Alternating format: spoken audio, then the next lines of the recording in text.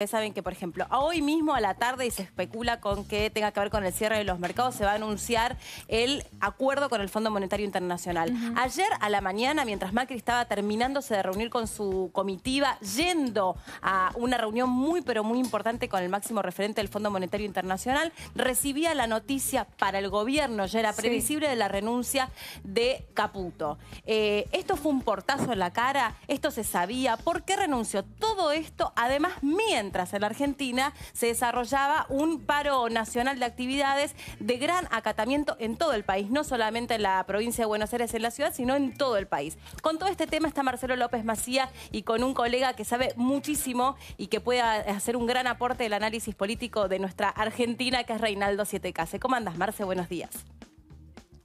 Hola, Melina, buen día. Y le preguntamos directamente a Reinaldo. En apenas 4 meses renunciaron 2 presidentes del Banco Central de la República Argentina, Sturzenegger y Luis Caputo. Por lo menos es inusual, ¿no?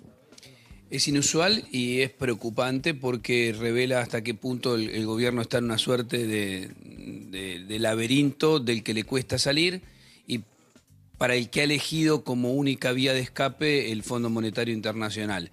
El último funcionario, entre comillas, sacrificado en función de la necesidad del acuerdo es Luis Caputo. Hay que entender que Luis Caputo se va, o se fue ya, por sus disputas internas con Duhovne, por un lado, pero paralelamente porque lo veta el Fondo Monetario. Yo creo que esto es lo inédito, Melina, Zaira, que el fondo de alguna manera te dice: te presto la plata, se va a anunciar el acuerdo en pocas horas, nos van a dar la plata que garantiza que Argentina va a poder pagar sus vencimientos de este año y el año que viene, pero te dice también: te doy la plata, pero no la usás como querés, la usás como nosotros queremos, y no solo te decimos eso, te decimos también quién va a administrar ese dinero y de qué manera. Esto es inédito, hay una suerte de pérdida de autonomía en la política monetaria, pero lo hace el presidente Macri convencido que este es el único camino, más allá de que la palabra FMI en la Argentina, Fondo Monetario Internacional,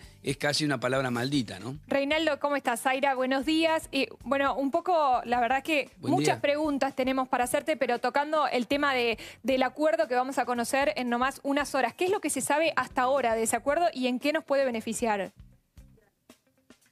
Mira, hay algo que se sabe claramente y es que no va a tener el Banco Central el manejo discrecional que intentó Luis Caputo. La verdad que la imagen ayer, y yo lo hablaba con varios colegas, parecía una imagen del cliché de la década del 70, ¿no? Un presidente de un país en vías de desarrollo como Argentina bailando con la titular del Fondo Monetario Internacional, diciendo que el pueblo argentino la va a amar o ojalá que la ame. Enamoren. Y en Argentina... Claro, que se enamoren, y en Argentina una huelga general. Parecía como el cliché perfecto. Y sacrificando a un funcionario del manejo de la política monetaria para que el fondo aceptara dar la plata. Pero sacando ese juego, el que estoy haciendo de esta escena, que es real, lo que está claro es que viene una política monetaria condicionada por el fondo. Se habla de una suerte de banda, veremos dónde está esa banda, y con intervenciones mucho más pequeñas que las que intentaba hacer Luis Caputo y por la razón por la que se va. Pero no porque Luis Caputo sea un revolucionario, sino simplemente porque tenían distinto criterio con Duhovne a la hora de ver cómo se interviene. Caputo estaba convencido que los funcionarios del fondo no entienden que Argentina tiene una suerte de locura con el dólar, que cuando sube el dólar la gente compra dólares, cuando baja compra dólares, una suerte de economía bimonetaria. Y evidentemente esto es lo que no aceptaba el fondo.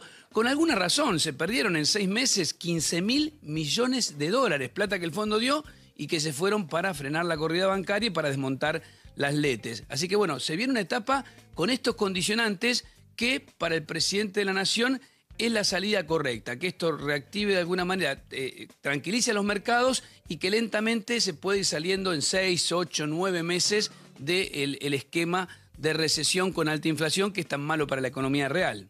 ¿Por qué a Macri, perdón, Meli, por favor. ¿Por qué a Macri no le sorprendió la renuncia de Caputo? O sea, él ya sabía, me imagino que en la interna ya sabía, pero ¿por qué justo elige el día de ayer para renunciar?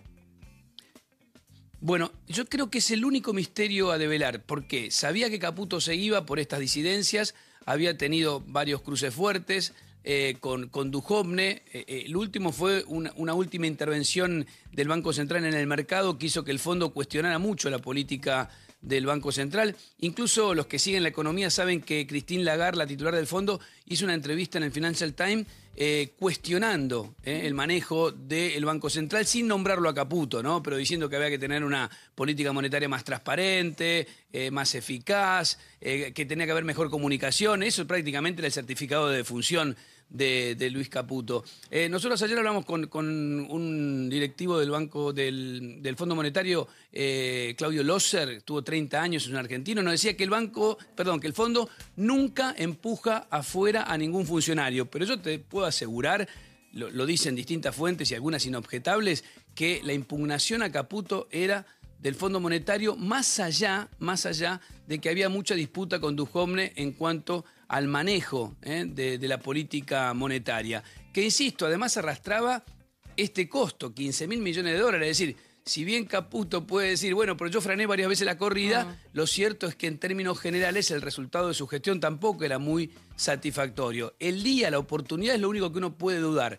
Lo que dicen es que Caputo acordó con el presidente vía telefónica, a través de Marcos Peña también, irse antes que aparezca el acuerdo, para que no queden dudas que la nueva gestión era la que iba a ejecutar un acuerdo que había deseado, que había estructurado. Por eso Sanleris, que es el reemplazante de Caputo, fue el que tejió junto a Duhovne este acuerdo y que no le pasara como a él, que recibió el Banco Central con un acuerdo ya realizado por Sturzenegger. Claro. Reinaldo, ayer se habló mucho y, mejor dicho, se especuló mucho con aquel discurso que dio Mauricio Macri de 1 minuto 40 para los mercados, para pretender tranquilizarlos y que luego a la postre generaría todo lo contrario.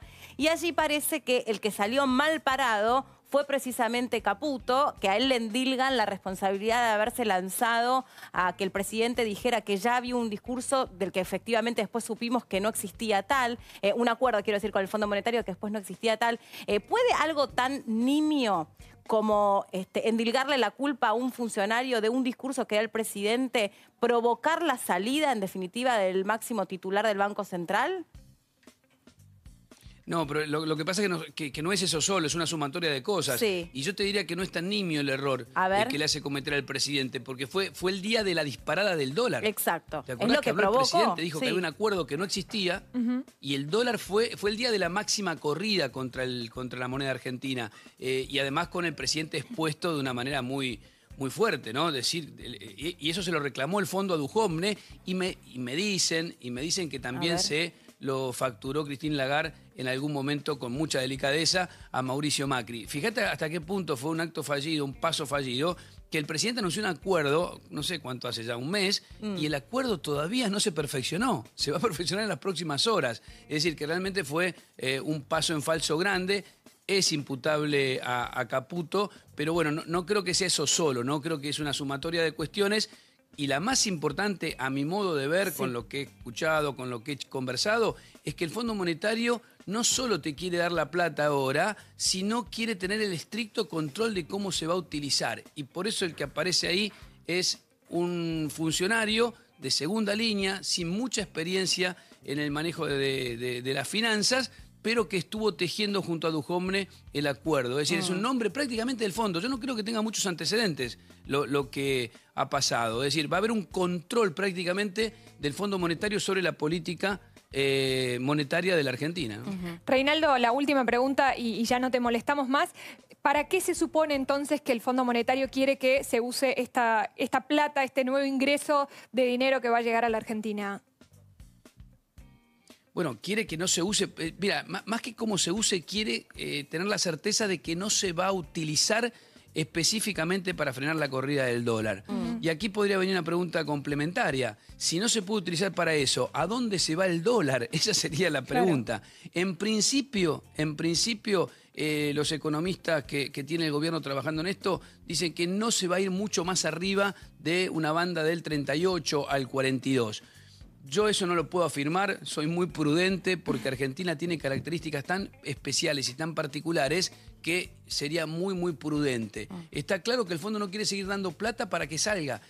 Volvemos a esta imagen. En los últimos 6 meses se fueron 15.000 millones de dólares de los 50.000 del acuerdo. Es decir, a este ritmo se terminaría consumiendo casi toda la plata que el fondo te está dando y que, atención, tenemos que devolver, porque nosotros hablamos muy tranquilamente de la plata que el fondo te da, pero que todos los argentinos vamos a tener que ir devolviendo, ¿no? Sí, sí, o sea, seguimos endeudándonos.